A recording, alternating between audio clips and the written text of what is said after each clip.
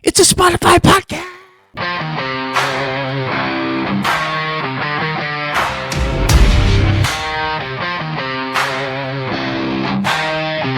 You pushed me down, thought I'd stay on the ground, counting me.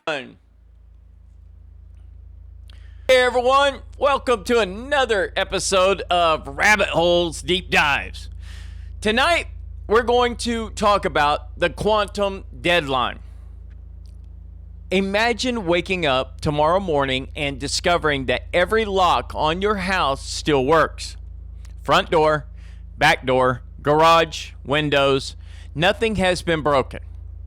Nobody has picked the locks. Nobody has even demonstrated that they can. And yet, the locksmith calls and tells you something strange. You need to replace every lock anyway. Not because they're broken today, because someone may be building a tool that can open them tomorrow. Now scale that house up. Your bank, your medical records, your email, your phone, government networks, military communications, software updates, digital identities, online shopping, cloud computing, the certificates that tell your browser you're actually talking to your bank instead of somebody pretending to be your bank. Modern civilization quietly depends on mathematical locks. And right now, many of those locks still work. But governments and technology companies have already started replacing them. NIST, N-I-S-T, has finalized a new post-quantum cryptography standard. Google has set 2029 as a migration deadline. Asteroid is beginning to rebuild parts of its trust architecture around quantum-resistant signatures. Cloud systems are starting to support quantum-resistant key exchange. Quantum computer capable of breaking the crypt. Welcome to Rabbit Holes Deep Dives. This is where we follow the research, separate prediction from evidence, and try to understand what is actually changing beneath all the headlines. Tonight, we're going into quantum computing. But this is not really a story about quantum computers. It's a story about time, about risk, about uncertainty, and about what civilization does when the threat isn't there yet. But preparation for it may take longer than the threat takes to arrive. The lock that still works. Every time you visit a secure website, something remarkable happens. Your computer and the distant server have to establish trust. They may never have communicated before. They may be separated by thousands of miles. And yet, within fractions of a second, they need to agree on secret information and verify identities in a way that an attacker cannot easily fake. That problem is one of the reasons public key cryptography became so important. Public key cryptography lets us do something that sounds almost impossible. Share one piece of information publicly, while keeping another mathematically linked piece secret. The public key can help encrypt information or verify a digital signature. The private key stays private. The system works because certain mathematical problems are extraordinarily difficult for ordinary computers. Not impossible, difficult. So difficult that solving them with classical machines can require absurd amounts of computation. That difficulty protects enormous parts of the modern digital life. And here's the strange thing. Those mathematical problems haven't suddenly stopped being difficult. Your bank's encryption didn't wake up broken this morning. The certificate protecting a secure website didn't suddenly evaporate. There is no publicly known fault-tolerant quantum computer sitting somewhere casually decrypting global internet traffic. So why is NIST telling organizations to migrate? Because security doesn't care only about what is possible today. Security cares about what could become possible during a lifetime of the information you're protecting. And that's the first clue. The new post-quantum standards are not an emergency patch for a system that has already failed. They're a bridge built before the flood arrives. The question is whether water ever gets high enough to need it. To understand that, we have to understand the machine everyone is worried about. The machine that changes the math. A quantum computer is not simply a very fast, normal computer. That's one of the biggest misconceptions in the entire conversation. Your laptop processes ordinary bits, zeros and one. Quantum computers use quantum bits, or qubits.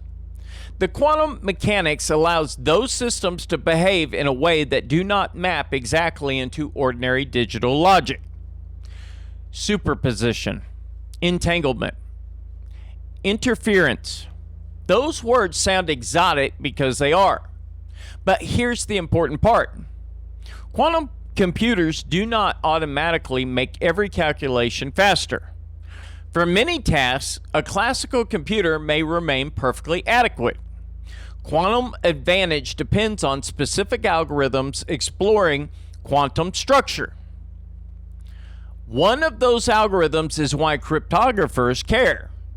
In 1994, mathematician Peter Shor showed that sufficiently capable quantum computers could solve certain number theory problems dramatically more efficiently than known classical methods. Those problems sit underneath important public key systems, RSA, elliptic curve cryptography, digital signatures, key exchanges. So the threat is not quantum computers are magical. The threat is quantum computers may attack some of the exact mathematical assumptions modern security depends upon. But there is a huge caveat. Shor's algorithm existing on paper is not the same thing as running it against real internet scale keys. You need quantum computer large enough, stable enough, accurate enough, and fault-tolerant enough to complete the calculation before noise destroys the result. Today's quantum hardware is impressive, but cryptographically relevant quantum computing requires something much harder. Logical qubits, error correction, massive control systems, reliable operations over long computational sequences. This is where the argument becomes interesting, because the question is no longer, can quantum theory break the math? In principle, yes. The question is, when can engineering build a machine large enough to do it in practice? And nobody knows that date, which creates a strange cybersecurity problem. How do you prepare for a deadline that isn't written in the calendar? The deadline nobody can agree upon. In August of 2024, NIST finalized its first 3 post-quantum cryptography standards. Naomi, strike that. In August of 2024, NIST finalized its first 3 post-quantum cryptography standards. After years of international evaluation, the agency didn't simply publish them and say, interesting research, use these someday. It encouraged organizations to start migrating immediately. Why? Because cryptographic transitions are slow. Imagine replacing the mathematical foundations of digital trust across governments, corporations, mobile devices, cloud infrastructure, industrial machines, and embodied systems. You don't flip a switch. You inventory cryptography. You find where vulnerable algorithms exist. You update protocols. You replace software, sometimes hardware. You test interoperability. You replace certificates.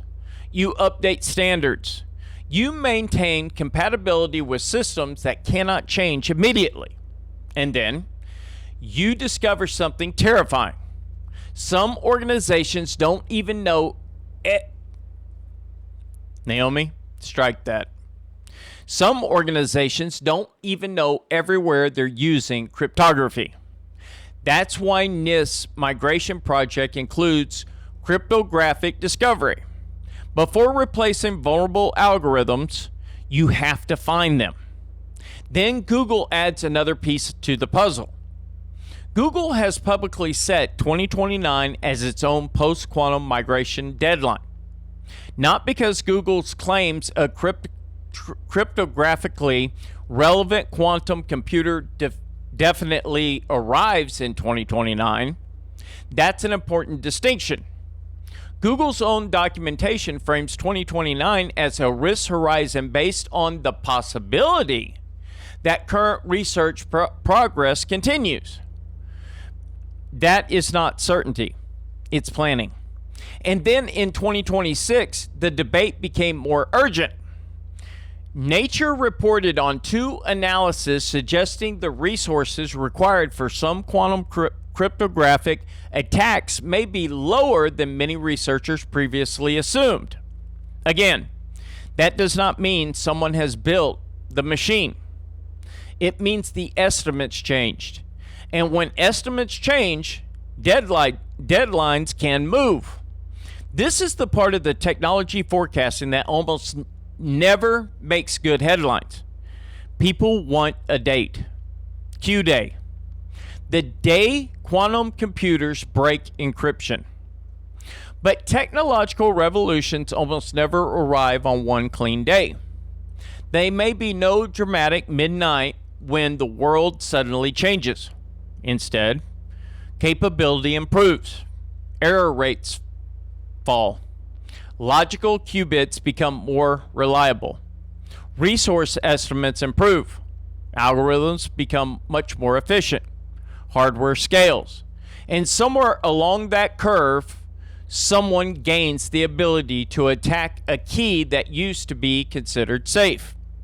The problem is that defenders don't get to start preparing at that moment. If migration takes 10 years and the machine arrives in 8, being correct about the threat doesn't help you. You were still late. But that's another reason organizations can't simply wait. Because an attacker may not need the quantum computer today. They may only need your encrypted data. Steal now, encrypt later. Imagine your intelligence service, or a cyber criminal organization, or an industrial espionage operation. You intercept encrypted information, but you can't read it today. So what do? One option is surprisingly simple. Save it. Store the encrypted traffic. Keep it for years. And if future computing eventually breaks that protection, decrypt the old information later. This threat model is often called harvest now, decrypt later. And suddenly the quantum problem changes. The attack doesn't begin when the quantum computer exists. The attack can begin when the data is captured. That's why the value of information over time matters. Your lunch order probably doesn't need to remain secret for 30 years. Military intelligence might. Medical records might. Government communications might. Trade secrets might. Identity information might. Diplomatic cables might. Research data might. Some information has long shelf lives. And if that information is being collected today, then waiting until quantum decryption becomes practical could already be too late. This is one reason Google recommends post-quantum key exchange now in some cloud environments. The objective isn't simply protecting future traffic. It's reducing the risk that today's encrypted traffic becomes tomorrow's readable archive. And now the story becomes much larger than quantum computers. It's about time asymmetry. Attackers can collect first, decrypt later. Defenders have to protect first and hope the protection lasts. That is an uncomfortable security equation because it creates incentives to migrate before proof of the threat exists. But early migration creates its own risks. New algorithms have to be implemented correctly. Systems have to remain compatible. Keys can be larger. Signatures can be larger. Old hardware may struggle. Protocols can break. Software ecosystems can fragment. And whenever cryptography changes, implementation bugs can create vulnerabilities entirely unrelated to quantum computing. So, organizations are increasingly using hybrid systems. Classical cryptography plus post-quantum cryptography as well. 2 locks instead of 1. If the new mathematics turns out to contain some unexpected weaknesses, the old protection remains. If the old cryptography eventually falls to quantum attack, the new protection remains. At least that's the design goal. Notice how different this is from the popular story.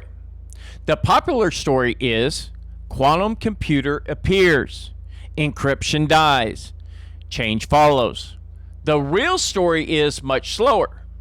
Standards, procurement, compatibility, migration, certificates, cloud infrastructure, operating systems, legacy devices, boring things.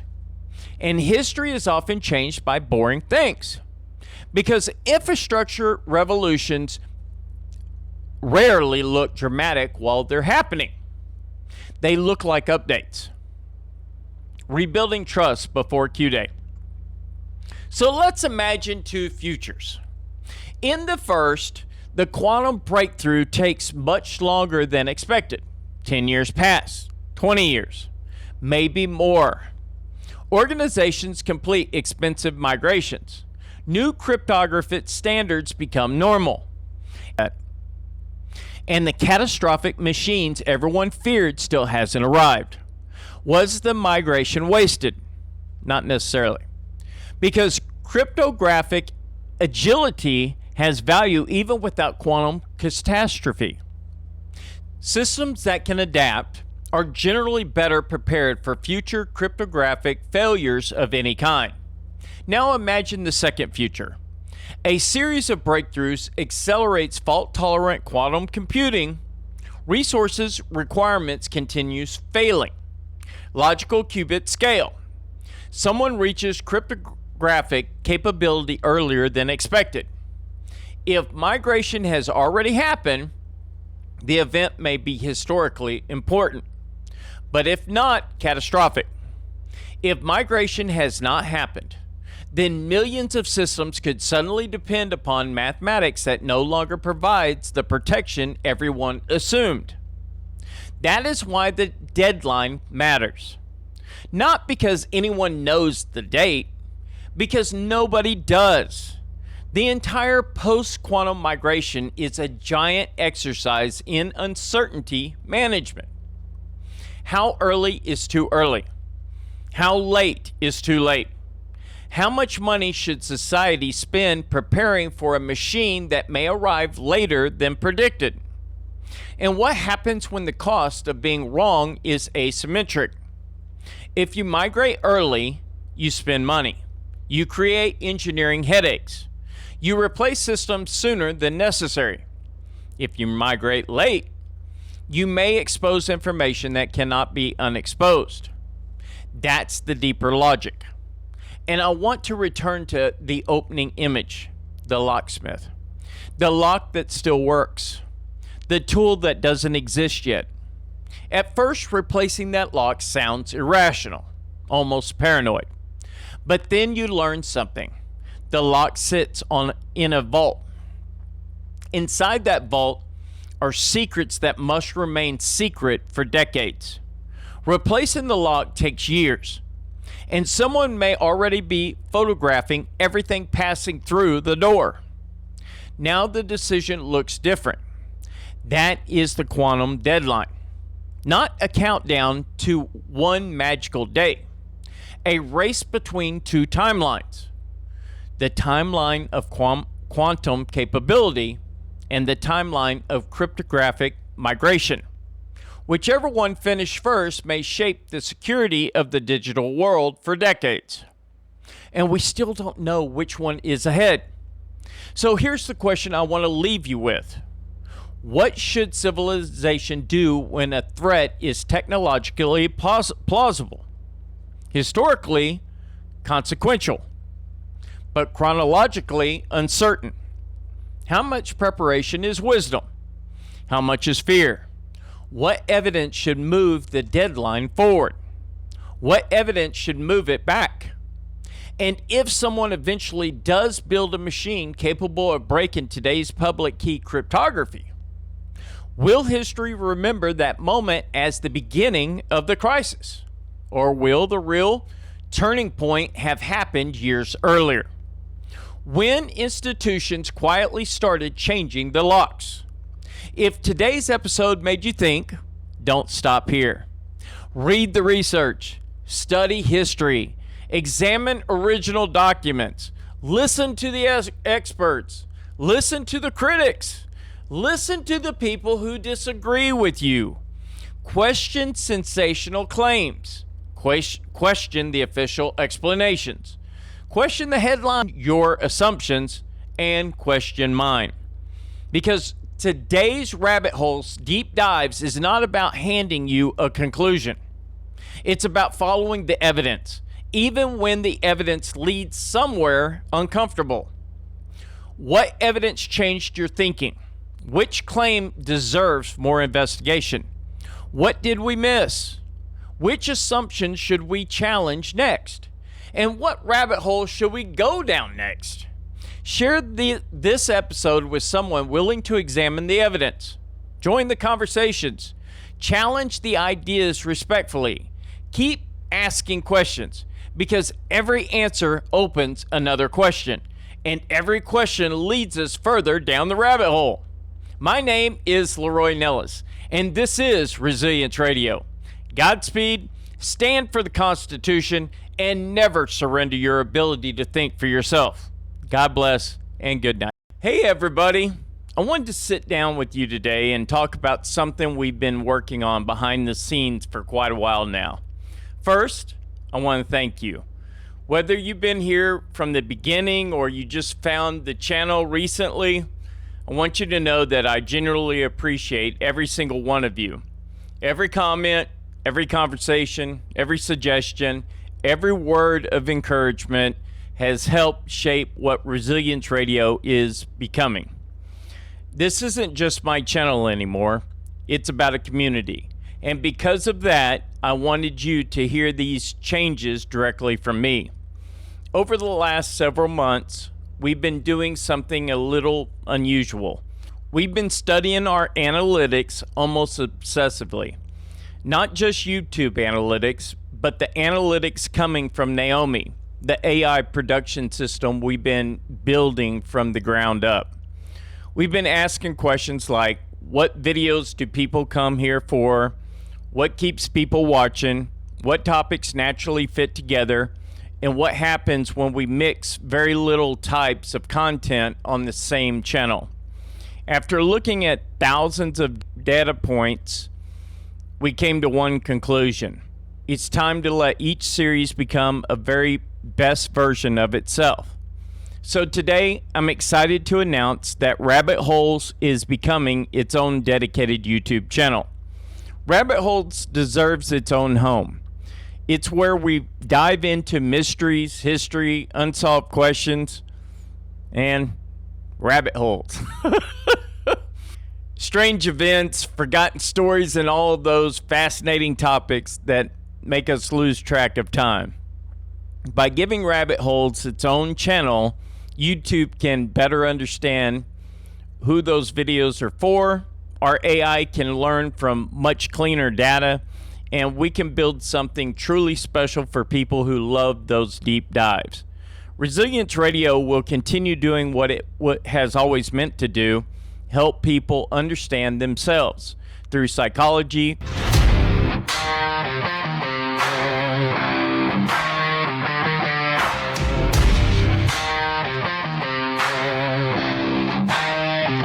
You pushed me down, thought I'd stay on the ground, counting me out like the numbers didn't matter. But pressure builds diamonds in the dark, and I've been sharpening my edge in the chatter. Every scar turned into strategy, every setback fueled my clarity. I took the hits, learned the game, turned my losses into flame. Now I'm coming back strong, and you'll remember my name. I'm rising through the fire.